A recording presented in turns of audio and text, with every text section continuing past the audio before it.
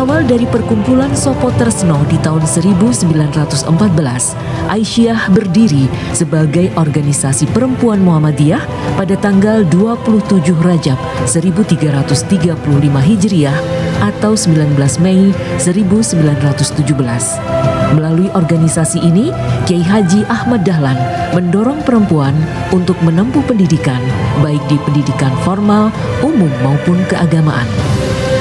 Pada masa pergerakan nasional, sebelum berlangsungnya Kongres Perempuan Indonesia pertama pada tahun 1928, Aisyah telah memiliki visi kesatuan pergerakan perempuan yang terbentang dari barat hingga timur Indonesia.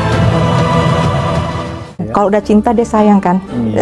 Baru dilakukan ya Bunda? Iya, baru dilakukan. Oh ternyata berAisyah itu menyenangkan gitu. Sehingga karena udah cinta tadi, yaitu jadi ada sesuatu yang hilang apabila dalam seminggu tidak berAisyah gitu. 24. Mudah-mudahan setiap perjuangan gerakan dari organisasi wanita yaitu Aisyah ini Kita belum gitu. Artinya ini sedang dalam perencanaan. Saya yakin nanti berdoa dan mohon dukungan semuanya. Insya Allah sebelum muktamar ya di tahun 2027 nantinya, karena kita sebagai tuan rumah tuh maunya launching gitu, jadi orang kan melihat gitu. Nah, ini kita melakukan dakwah ini bukan sebatas kepada warga perserikatan saja, tapi lewat dari situ.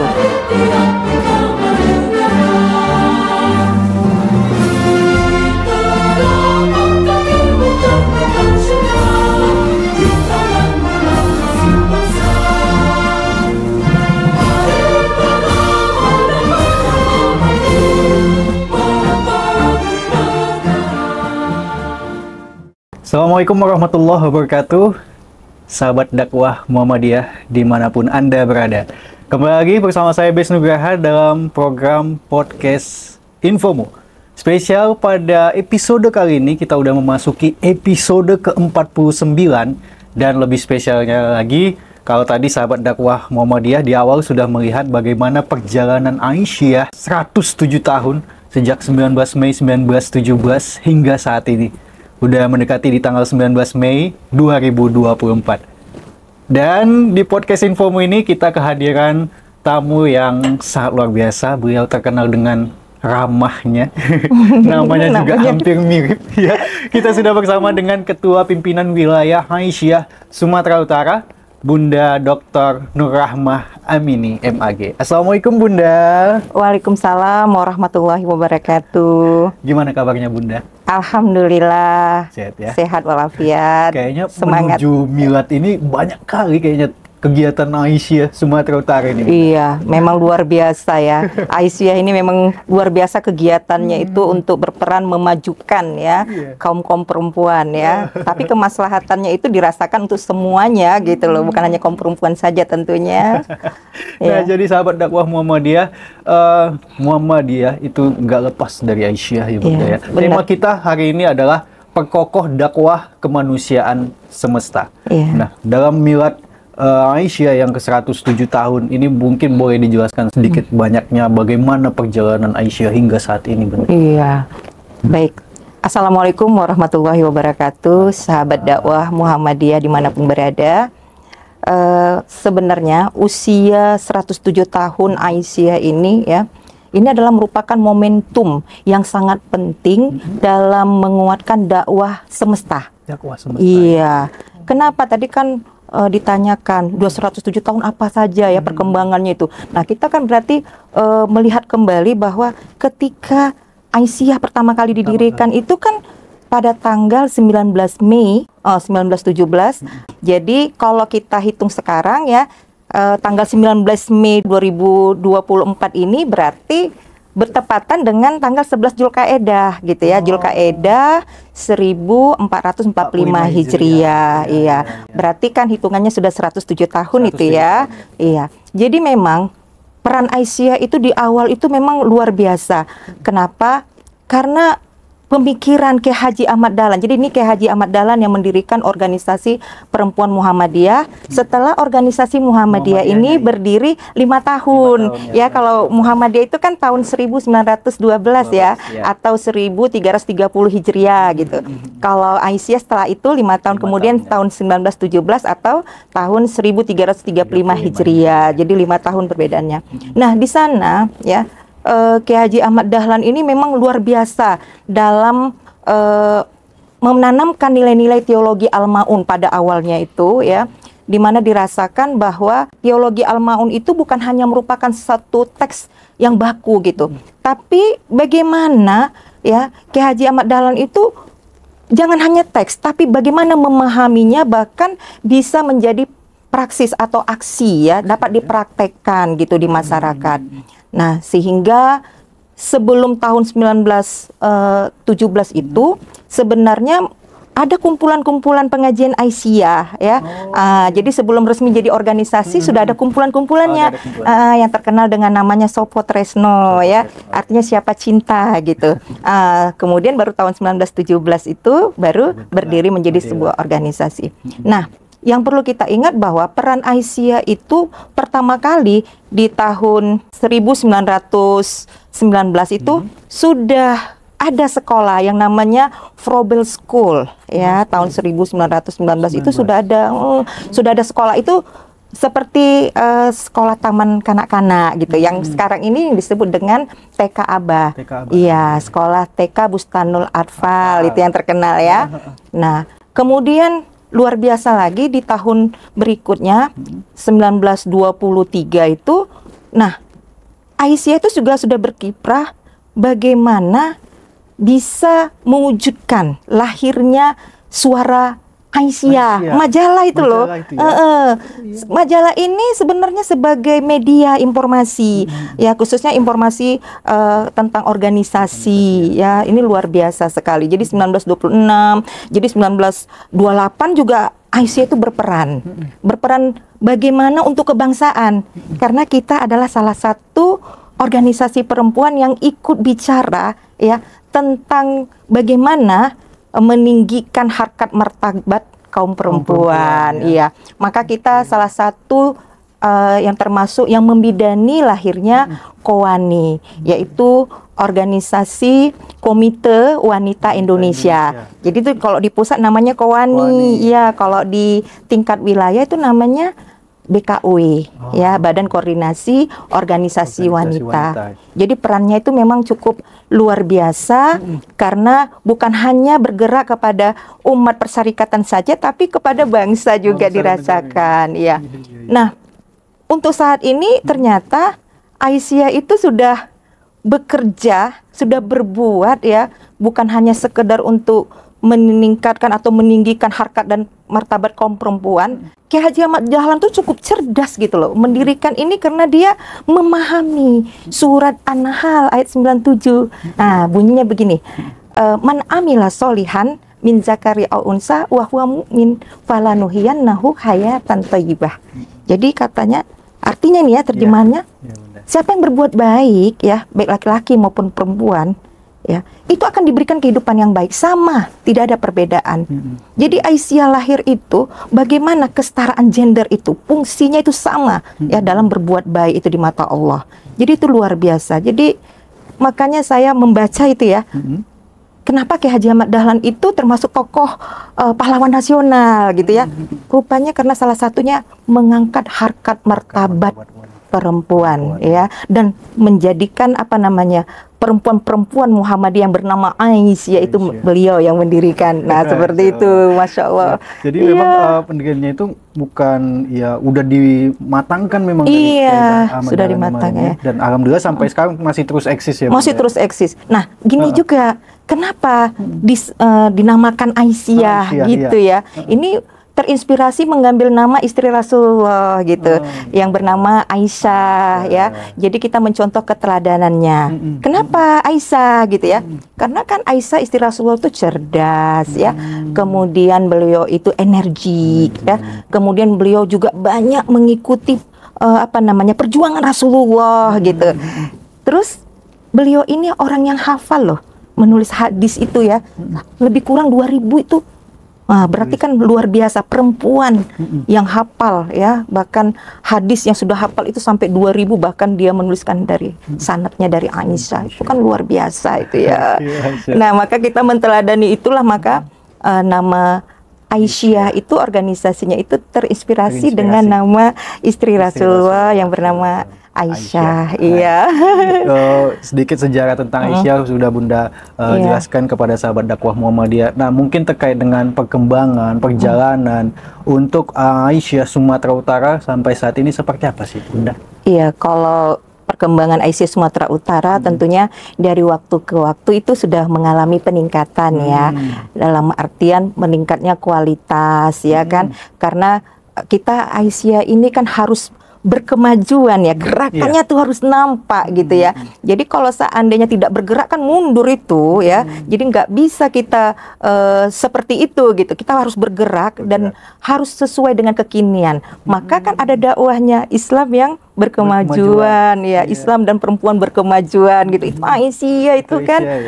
Jadi harus melihat perkembangan itu yang cukup signifikan. Nah, Aisyah Sumatera Utara khususnya, karena tadi ada pertanyaannya ke Aisyah Sumatera Utara ya.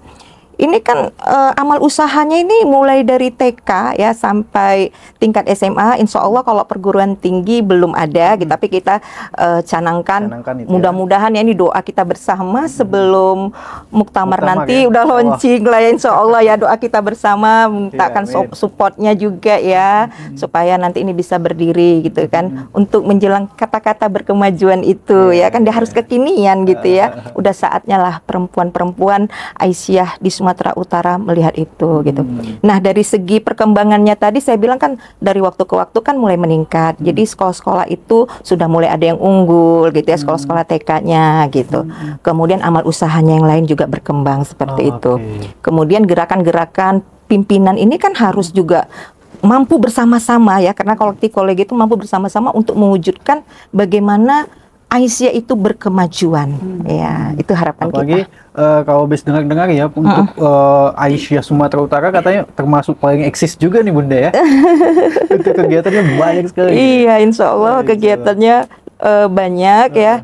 Tapi memang ini harus bergerak lah, karena moto kita kan gerakan Aisyah itu kalau tidak bergerak ya mati gitu lah ya. Nah, harus ada gerakan gitu, harus semangat gitu. Oke Bunda, dari 32 kabupaten kota Aisyah sudah ada di beberapa daerah, dan mungkin adakah lagi yang bakal dikembangkan nih Bunda? Insya Allah ada yang bakal dikembangkan, karena memang kita baru ada 26 ya pimpinan daerah Aisyahnya. Kenapa? Karena kita faktor ya sumber daya manusianya, termasuk ada yang minoritas daerah-daerahnya. Jadi ini pun masih tahap kita berkembang juga bersama dengan Muhammadiyah nanti melalui LPCR kita akan mengembangkan lagi PDA atau Aisyah yang ada di daerah atau kabupaten untuk bisa jumlahnya sama gitu ya. Jadi ikhtiarnya harus kan gitu. Jadi kita tidak boleh sudahlah sampai segini saya tidak, tapi kita terus mengembangkan sayapnya ya, bagaimana bisa menjadi 32 kabupaten kota. Kalau dalam waktu dekat ada nggak udah digambaran untuk perluasan PDA ini, kira-kira daerah mana? Insya Allah ada Paluta. Paluta ya? Ya, Padang Laos Utara ya. Kalau Padang Laosnya sudah ada gitu. Insya Allah Paluta. Nah, jadi kita nanti bekerja sama dengan pimpinan wilayah Muhammadiyah untuk bagaimana Paluta. Kalau nggak salah di Muhammadiyah sendiri sudah mulai ya, sudah ada gitu. Tapi nanti kemungkinan bersama Aisyah biar launchingnya bersama gitu ya. Pada dasarnya apa di mana ada Muhammadiyah, Aisyah juga. Ya, Insya Allah ya, haruslah bekerja sama yang baik ya. Iya. Gak mungkin Aisyah duluan kan? Enggak, harus Muhammadiyah, karena kan Muhammadiyah itu kan persyarikatannya induknya ya. Oke. Sejauh ini untuk daerah-daerah minoritas seperti Nias, Pak Barat, Dairi dan Karo itu upaya yang dilakukan Aisyah Sumatera Utara itu seperti apa untuk daerah minoritas ini? Iya, untuk daerah minoritas ini dakwahnya ya memang harus kita bina gitu. Ada pembinaan untuk terutama kepada pemberdayaan masyarakat lokal yang ada di situ gitulah. Nah, untuk pembinaan dakwahnya ini tentunya ini kita membutuhkan daerah-daerah terdekat yang sudah dakwahnya maju, yang sudah sukses gitu ya. maka kita meminta beberapa daerah itu untuk menjadi pendamping, untuk membina dalam kata lain, membina dalam arti mendampingi bagaimana dakwah di daerah minoritas tadi ini bisa berkembang gitu. Misalnya contoh begini, pimpinan daerah Aisyah Pak Barat misalnya, itu kan Dairi ya, kemudian ada PDA Karo yang berdekatan ini ya. Nah, kemudian kita lihat bahwa beberapa PDA kan ada yang sukses gitu, yang dekat dengan situ ada PDA Siantar, iya. Kemudian ada PDA Kota Medan. Nah, jadi kita bergantian supaya menarik dakwahnya, karena dakwah kultural ini kan perlu juga kita lihat gitu ya. Bagaimana yang di daerah minoritas ini bisa berkembang gitu, sehingga PDA terdekat yang sudah sukses dakwahnya itu kita mintakan untuk membina. Alhamdulillah responnya bagus gitu ya, baik dari PDA Siantar, PDA Kota Medan. Nah, sementara kita bergantian seperti itu, maka yang terdekat itu kan Dairi, dari Pak Barat kan Dairi, kemudian Dairi itu kan dekat dengan PDA Karo. Nah, jadi PDA Karo itu terus bergantian, jadi majelis tablighnya itu terjun ya, maksudnya turun untuk membina Pak Barat. Jadi kan waktunya juga singkat, dekat. Kalau yang lain kan, kalau kita di ini kan memakan waktu juga beberapa jam gitu. Tapi ini supaya menarik, dan ini bisa terus dilakukan kerjasama yang baik, berkolaborasi dengan pimpinan daerah Pak ya. Jadi seperti kayak itu. Sambung menyambung gitu ya, saling menguatkan ya. Kemudian saling meneguhkan ya. Jadi benar-benar nanti dakwahnya bisa berhasil seperti itu. Jadi dakwahnya ini bukan ceramah-ceramah aja. Iya, misalnya dakwahnya itu bagaimana mereka melakukan santunan melalui kaum duafa gitu ya. Kemudian memang ada actionnya gitu. Di lapangan. Bukan hanya dakwah saja ya, Bunda? Bukan, iya. Seperti yang dibilang Pak Ki Haji Ahmad Dahlan tadi kan, iya, teologi al-maunnya itu loh, jangan hanya teks saja, tapi bisa bagaimana kita itu benar-benar dalam taraf untuk aksi ya. Oke. Baik Bunda, mungkin kita tahan dulu perbincangan kita ya Bunda ya. Terasa kayaknya kita panjang ini. Ya, jadi buat sahabat dakwah Muhammadiyah jangan kemana-mana dulu, karena ini menarik sekali terkait dengan bagaimana perjuangan Aisyah, baik itu Indonesia maupun di Sumatera Utara, biar sahabat dakwah Muhammadiyah juga tahu betul bagaimana sih perjuangan Bunda Aisyah ini, ya kan? Bagaimana mungkin keringat dan tangis mungkin bakal kita akan tanya-tanya lagi lah bersama dengan Ketua Pimpinan Wilayah Aisyah Sumatera Utara, Bunda Dr. Nur Rahmah Amini, MAG. Jadi jangan kemana-mana dulu, pastikan kamu tetap di channelnya Muhammadiyah Sumut Channel. Jangan lupa untuk subscribe, like, komen, dan share YouTube kita ini supaya lebih berkembang lagi. Jadi jangan kemana-mana.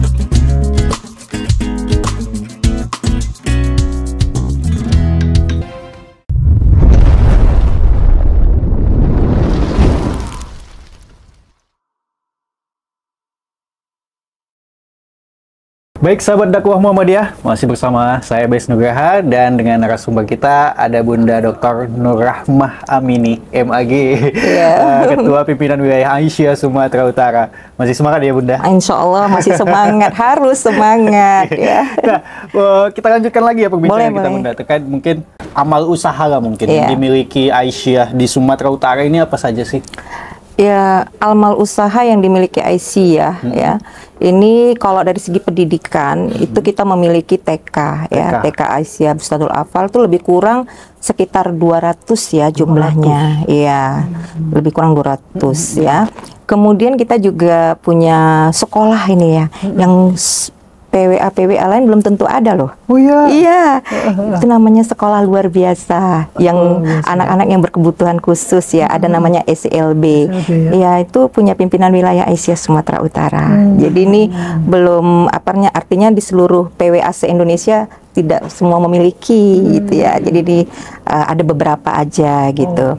Nah, kemudian dari segi bidang kesehatan sendiri kita punya klinik ya, punya klinik. Ada 3 itu, ada di PDA Asahan kliniknya, kemudian ada PDA Siantar ya kliniknya ada, kemudian klinik Aisyah yang di cabang Teladan Medan ya.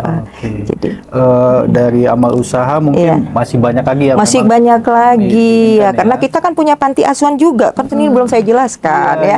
Kemudian kita juga punya panti asuhan, ada 5 loh panti asuhan kita ya, khusus putri gitu ya. Iya. Jadi panti asuhan yang kita resmikan baru-baru ini ada di Padang Sidimpuan. Iya, jadi Padang Sidimpuan itu sudah punya panti asuhan ya. Di samping itu dari bidang ekonomi, misalnya kita punya BUEKA, Badan Usaha Ekonomi Aisyah gitu. Jadi kita punya pabrik roti itu ya, roti As-Sakinah ya. Iya. Insya Allah kita doakan juga supaya roti ini bisa berjalan dengan sebaik-baiknya dan nanti bisa kita dirasakan ya ketika waktu muktamar di Medan nanti roti As-Sakinah ini bisa membumi gitu ya. Di Sumatera Utara khususnya yang menyambut para muktamar dan juga para penggembira tentunya yang merasakan, oh ini loh rotinya As-Sakinahnya Aisyah Sumatera Utara seperti itu ya. Terus kita juga punya koperasi ada koperasi ya. Kalau koperasi ini di Padang Sidimpuan juga sudah ada koperasinya, malah berjalan gitu ya. Nah, yang lainnya itu saya pikir ya terkait ini nanti ya yang akan kita mulai perencanaannya untuk sekolah tinggi tentunya ya. Tapi ini kan masih dalam proses gitu ya. Oke. Inilah amal usaha. Iya. Oh, ada lagi. Lupa. Posbakum. Posbakum itu pusat bantuan hukum. Iya, kita punya ya, sedang agritasi nih, belum keluar ya nilainya apa gitu. Kemudian kita ada biksa, bimbingan perkawinan. Jadi kalau ada remaja-remaja gitu yang mau menikah gitu kan, ada bimbingan konsultasinya ada gitu. Iya, itu ada kita. Kemudian ini banyak juga bantuan-bantuan hukum seperti rumah aman. Iya, misalnya terjadi kekerasan dalam rumah tangga atau terjadi hal-hal yang tidak diinginkan gitu ya, korban misalnya, itu kita ada rumah aman Aisyah gitu. LPSK gitu lah ya. Iya benar. Saksi korban. Iya benar. sampai sebegitunya. Jadi gerakan Aisyah itu luar biasa untuk melayani umat ya. Dari segi kesehatan ya, pelayanannya. Ini kalau kesehatan kalau dirinci lagi ini luar biasa nih. Kita kan termasuk juga hal-hal yang mencegah stunting itu ya. Itu luar biasa itu dari majelis kesehatan gitu ya. Posyandu kita punya. Dulu kita ada kerjasama tuh dengan Global Fund. Bagaimana menghapuskan TB ya, tuberkulosis ya, itu kan luar biasa itu. Bahkan kerjasama pun udah banyak. Iya, kerjasama tuh luar biasa. Jadi kalau kita katakan nggak ada lagi sedikit bicara banyak bekerja, tapi semua sudah kita lakukan ya, insya Allah untuk perempuan-perempuan yang tangguh ya di Sumatera Utara ini. Oke Bunda, tadi udah banyak gerakan, tapi terkait dengan gerakan dakwah Aisyah ini, mungkin yang dilakukan oleh majelis dan lembaga, itu bisa digambarkan seperti peran majelis dan lembaga Aisyah itu seperti apa? Iya, peran majelis yang ada ya, majelis tabligh tentunya dan ketarjian itu kita punya ini loh, dakwah khusus untuk jamaah mu'alaf ya. Jadi kita punya dakwah untuk mu'alaf gitu. Pembinaan mu'alaf ini terus kita lakukan sehingga dengan banyaknya mu'alaf ini ya akhirnya bisa berdiri ranting gitu loh. Kemudian gerakan dakwah Korea Thoibah gitu ya. Jadi ini dengan seperti ini bertambah ranting kita gitu dengan adanya pembinaan-pembinaan seperti itu. Nah, kalau pembinaan untuk mu'alaf ini ya, ini ada di pimpinan daerah Aisyah Karo. Nah, ini pembinaan terus dilakukan, betul-betul intensif sekali gitu loh, ya melakukan pembinaan terhadap mereka sehingga mereka dengan melihat dakwah Aisyah itu tertarik, bahkan mereka langsung gimana beli baju seragam Aisyah gitu loh, bisa pakai baju seragam Aisyah. Oh kita masuk dulu gitu prosesnya, masuk dulu bergabung ya. Setelah mereka kumpul, oh ternyata mengaji di Aisyah itu luar biasa gitu, mengembirakan ternyata. Iya. Kemudian di Majelis Tablik ini juga udah berjalan juga bagaimana dakwah digitalnya gitu ya. Walaupun ini masih proses, tapi kan sudah dilakukan juga di media-media media-media Aisyah gitu ya, melalui dari IG-nya, Facebook-nya ya, itu sudah kelihatan gitu. Kita sudah mulai. Tapi kalau untuk kaderisasi, mungkin ini kan masalah yang serius ini, itu seperti apa kaderisasi yang dilakukan oleh Aisyah, Bunda? Kalau kaderisasi yang dilakukan Aisyah itu ada dua ya, ada kaderisasi formal dan ada yang informal gitu. Kalau yang formal itu kan seperti ada Baitul Arqam ya, kepada pimpinan ya, Baitul Arqam kepada anggota gitu. Jadi ini dia berjenjang gitu. Setelah ada lakukan Baitul Arqam, kemudian ada lagi Darul Arqam namanya ya. Darul Arqam itu lebih lebih lama waktunya gitu. Kalau Baitul Arqam itu mungkin bisa 1 hari 2 malam, tapi kalau Darul Arqam itu bisa 2 hari lebih gitu ya. Nah, kenapa kok lebih banyak? Karena lebih tinggi kelasnya gitu ya. Artinya kelasnya itu lama waktunya, kemudian penajaman materinya itu juga lebih luas gitu dalam memahami ideologi Muhammadiyah tentunya gitu. Kemudian di samping itu kader-kader yang formal itu disekolahkan juga gitu. Ada sekolah khusus dia. Misalnya saya ini kan contohnya termasuk disekolahkan kader Aisyah gitu ya, di tempat sebuah mahasiswa, tempat perkaderan yang disebut dengan pendidikan kader Sobron istilahnya. Jadi itu kita sambil kuliah juga kita ikut perkaderan tingkat nasional gitu. Jadi pada saat itu kita sebagai utusan ya, yang diutus oleh pimpinan wilayah Aisyah gitu untuk menjadi kader gitu ya. Kemudian disekolahkan di sekolah kader gitu. Nah, hasilnya sekarang ini yang saya rasakan gitu ya. Jadi kita memang betul-betul bagaimana kita bisa mencerahkan Aisyah itu sendiri gitu, agar Aisyah itu betul-betul berkemajuan. Jadi memang dipersiapkan ada sekolah-sekolah kader gitu. Nah sekarang ini ada juga kita memberikan rekomendasi kepada beberapa mahasiswa, anak-anak pimpinan yang sekolah, misalnya sekolah ulama tarjih gitu ya, kita kasih rekomendasi karena memang persyaratannya harus ada rekomendasi dari Aisyah gitu. Dan itu ada yang mau sekolah kader gitu kita ini, dan ini semua gratis. Nah gratis ya jika ada rekomendasi, tapi dengan catatan harus ikut tes gitu, bukan maksudnya gratis itu langsung bisa diterima saja, tidak, tapi melalui proses ya, ikut tes juga gitu. Jadi proses awal kaderisasi itu sangat penting ya Bunda. Sangat penting sekali untuk Aisyah karena iya, kader itu kan jantungnya organisasi ya kan. Kalau kita nggak punya jantung gimana kan mati, maka harus dipersiapkan ya, karena dia sebagai transformasi kader pimpinan masa depan yang harus dipersiapkan. Soalnya begini, pimpinan yang berhasil itu adalah pimpinan yang sudah mempersiapkan kadernya, kira-kira begitu. Baik, benar. Kalau kader-kader Aisyah yang mungkin ada di IPM, IMM, Nasyidul Aisyah itu seperti apa?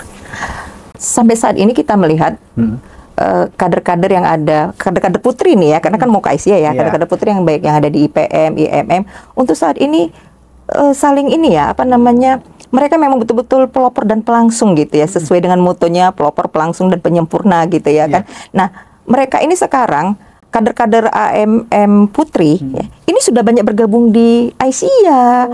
Misalnya yang aktivisnya dari IMM, kemudian aktivis dari IPM, nah kemudian dari NA, ini sekarang sudah duduk di majelis dan lembaga. Nggak usah jauh-jauh lah, saya sendiri kan aktivis Nahdlatul Aisyah gitu loh. Jadi ini perkaderannya memang betul-betul kaderisasinya itu memang betul-betul transformasinya ke Aisyah dari yang angkatan organisasi otonom Putri Muhammadiyah tersebut gitu. Jadi berjenjang gitu ya. Oke. Tapi buat sahabat dakwah Muhammadiyah mungkin yang mungkin awam gitu, yang ingin bergabung, mungkin ingin beraisyah, itu caranya gimana sih Bunda? Panjang nggak? Rumit nggak? Enggak rumit ya. Yang penting kan dia mau bergabung, dia senang ya kan, mau bergabung ikut aja dulu ngaji gitu ya kan, ikut mengaji. Nanti kalau udah siap mengaji, kemudian rasa ingin bersama dan seterusnya ya kan, baru kita proses. Jadi ada prosesnya, ikut mengaji dulu gitu ya, di ranting, di akar rumput gitu.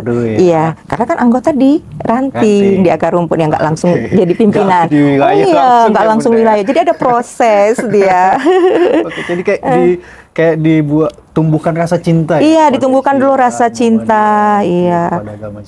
Kalau udah cinta dia sayang kan. Apapun dilakukan ya Bunda. Iya, apapun dilakukan. Oh ternyata beraisyah itu menyenangkan gitu. Bahkan gini loh, kalau anggota itu ada yang bilang gini, saya kalau udah nggak pergi ke Aisyah pening, saya sakit, saya rindu dia dengan Aisyah. Berarti ada apa gitu loh kan. Sehingga karena udah cinta tadi, yaitu jadi ada sesuatu yang hilang apabila dalam seminggu tidak beraisyah gitu. Iya. Oke, baik Bunda. Masih banyak lagi yang ingin berbincang, tapi mungkin lebih ke yang tadi kita sampaikan, Bunda sampaikan bahwa ada perencanaan pembangunan perguruan tinggi Aisyah dan panti rehabilitasi korban narkoba ini Bunda. Nah, itu seperti apa perkembangannya sejauh ini? Sejauh ini perkembangannya ya, setelah terbentuknya ada panitia, kita buat panitia ini, ada panitia untuk sekolah tinggi dan ada panitia untuk panti rehabilitasi korban narkoba ya, khusus Putri gitu ya kan. Ini dalam wacana kita sudah bertahap ini ya, bertahap dalam artian kita juga mempersiapkan dulu gedungnya tentu ya. Kalau di panti rehab itu kan belum ada sama sekali, kita udah siap itu.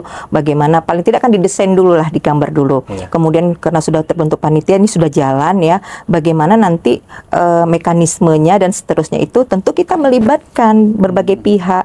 Terutama kita harus melibatkan warga kita dulu lah tentunya sebagai Aisyah ya kan, ikut turut ya membangun panti rehab itu sebagai amal usaha kan kayak gitu. Baru kita juga melebarkan sayapnya, bekerja sama dengan instansi-instansi yang terkait ya kan, baik dengan pemerintah, semi pemerintah gitu. Itulah yang kita harapkan gitu. Jadi udah tahap untuk pembincangan ke sana, bagaimana ininya, kurikulum dan seterusnya itu udah kita bahas.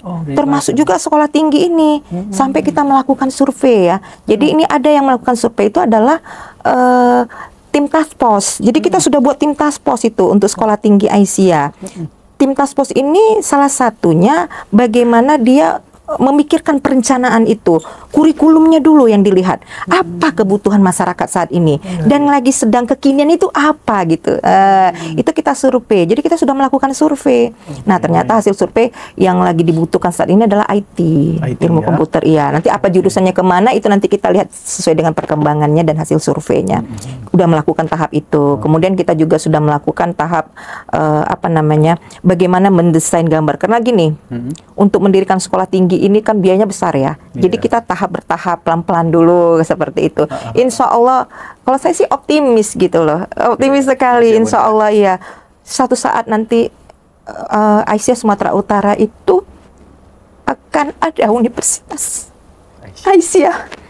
Walaupun mungkin saya udah nggak ada lagi di dunia ini, tapi amal usaha ini terus berjalan, bisa akan dilanjutkan oleh kader-kader berikutnya. Saya pikir seperti itu. Ini impian kita. Impian yang dibicarakan pada Muswil Aisyah ke-13 kemarin ya di Padang Sidimpuan. Supaya ini berdiri. Karena kita mengusung perempuan berkemajuan. Jadi kalau pimpinan wilayah di Indonesia itu ya, pimpinan wilayah Aisyah se-Indonesia itu sudah memiliki 8 universitas dan sekolah tinggi. Kenapa Aisyah Sumatera Utara belum gitu? Artinya ini sedang dalam perencanaan. Saya yakin nanti berdoa dan mohon dukungan semuanya. Insya Allah sebelum muktamar ya di tahun 2027 nantinya, karena kita sebagai tuan rumah tuh maunya launching gitu, jadi orang kan melihat gitu. Itu harapan saya. Ya, mudah-mudahan inilah perkembangan progres yang sudah dilakukan gitu. Ini saya tersentuh sedih gitu. Yang penting dalam periode ini harus ada dua itu gitu. Insya Allah mudah-mudahan dukungan dari semua pihak ya Bunda. Mudah-mudahan bisa segera terrealisasi lah sekolah ini. Insya Allah, amin, ya Rabbal Alamin ya, dengan semangat penuh. Ya. Baik Bunda, ya, mungkin terkait dengan Milad Aisyah yang ke-107 nih ya, udah dibilang perjalanan panjang lah ya. Tapi kalau ingin pribadi ke Bunda nih kan, kalau boleh tahu udah berapa lama sih beraisyah gitu kan? Atau memang terakhir dari Aisyah atau gimana perjalanan sampai saat ini Bunda beraisyah? Iya, jadi gini ya, di dalam pimpinan Aisyah itu sendiri kan masing-masing punya latar belakang yang berbeda ya. Ada orang yang beraisyah itu karena perkawinan ya. Perkawinan artinya karena suaminya ini maka dia masuk Aisyah. Ini kan dakwah kultural ini ya. Kemudian ada orang yang masuk Aisyah itu, bergabung di Aisyah itu karena kerja di amal usaha Aisyah atau di amal usaha Muhammadiyah. Karena dia bekerja situ maka dia cinta dengan Muhammadiyah. Ada orang yang sekolah di Muhammadiyah atau di Aisyah maka dia masuk Muhammadiyah. Kalau saya itu belum lahir, begitu lahir udah langsung. Iya, karena dari keluarga Aisyah dan Muhammadiyah ya.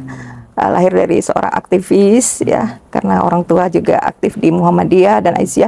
Jadi saya udah lahir itu sudah keluarga Muhammadiyah. Kemudian sekolah. Nah, sekolah itu mulai dari TK ABA ya kan. Kemudian sekolah SD sampai saya ke perguruan tinggi sampai S1 itu di Muhammadiyah gitu loh. Saya sempat bilang gini sama orang tua saya, kenapa sih saya kok sekolahnya ini di Muhammadiyah gitu ya, sementara kawan-kawan ke negeri gitu. Terus ayah saya bilang gitu, kalau bukan anak kita di Muhammadiyah ini yang sekolah di sini, siapa lagi gitu yang untuk mengembangkan seperti itu. Waktu itu saya sempat protes, tapi gimana ya, karena mungkin doa orang tua juga, dia berkeinginan bahwasanya kamu nanti harus jadi ke depan itu menjadi kader gitu. Alhamdulillah saya terus disekolahkan di kader gitu. Jadi dari segi keluarga saya sudah dapat di dalam keluarga, kemudian disekolahkan di sekolah-sekolah Muhammadiyah, TK-nya TK Aisyah ya. Kemudian disekolahkan kader lagi bahkan ya, sekolah di Pondok Sobron ya, sekolah kader itu tingkat nasional. Dan alhamdulillah terus pulang menjadi aktivis ya, mulai dari IPM, IMM, Nasihatul Aisyah itu saya ikutin gitu.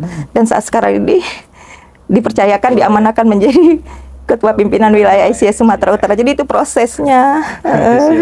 Dan sahabat dakwah Muhammadiyah, di podcast Infomu ini udah jalan sampai 49 episode. Ini alhamdulillah kita dapat kesempatan Bunda Nur Rahma ini bisa berhadir nih, karena padat banget jadwalnya. Iya, jadwal kegiatannya. Iya. Dan mungkin apalagi di Milad ke-107 tahun Aisyah ini, mungkin boleh di-spill dikit ke sahabat dakwah Muhammadiyah kegiatannya apa saja sih? Dengar-dengar ada lomba masak katanya. Iya. Sahabat dakwah Muhammadiyah yang berbahagia, saya ingin menyampaikan ya bahwa dalam kegiatan Milad Aisyah kita di Sumatera Utara ini cukup luar biasa karena seluruh majelis dan lembaga ini berperan aktif. Semua majelis dan lembaga ini melakukan kegiatan dalam rangka gebiarnya. Misalnya saja ini di majelis ekonomi nih ada lomba masak ya kan. Nah, lomba masak itu pakai kontennya itu nanti dikirim gitu ke melalui video ya, dikirim ke websitenya Aisyah gitu. Kemudian ada lomba cerdas cermat ya, AIK. Kemudian ada lomba kebersihan, karena kan hidup sehat, lingkungan sehat itu kan harus digemakan tuh kemarin tuh ya. Kemudian ada juga lomba pidato. Lomba pidato ada, iya.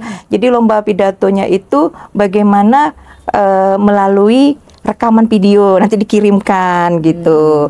Jadi banyak sekali hal-hal yang dilakukan, termasuk workshop, sarasehan ya, seminar. Nah ini besok, ini hari Sabtu di tanggal 18 ya. Ini akan ada pelaksanaan kajian seminar ya, seminar tentang seks ya, edukasi seks edukasi itu ya. Insya Allah segala lini kita lakukan, bukan hanya lomba masak saja, lomba kebersihan juga, Banyak semualah yang ya. menginspirasi dari ini. Termasuk ini juga dalam rangka Milad Aisyah ini, Majelis Hukum dan HAM itu memang betul-betul ini mereka mengedukasi bagaimana kekerasan dalam rumah tangga, kekerasan terhadap perempuan dan anak. Ini akan dimunculkan, ada dibuka konsultasi dan lain-lain sebagainya. Termasuk juga di majelis kesehatannya. Iya, ini akan buka seminar, kemudian mereka juga akan membuka perawatan kecantikan. Kan perlu juga ibu-ibu seperti itu. Terus ada lagi. Ada itu untuk lansia, senam olahraga lansia, iya. Kemudian menulis puisi, jadi ada puisi nanti yang akan dibukukan, 107 pengirim puisi itu nanti akan diperlombakan. Nah, ini semua pakai perlombaan ini.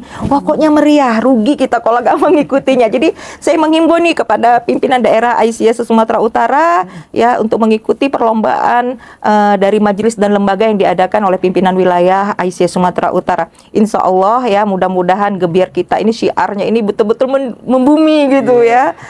Itu harapan kita. Iya. Sahabat dakwah Muhammadiyah, banyak sekali sudah perbincangan yang sudah kita hadirkan di sini ya Bunda ya.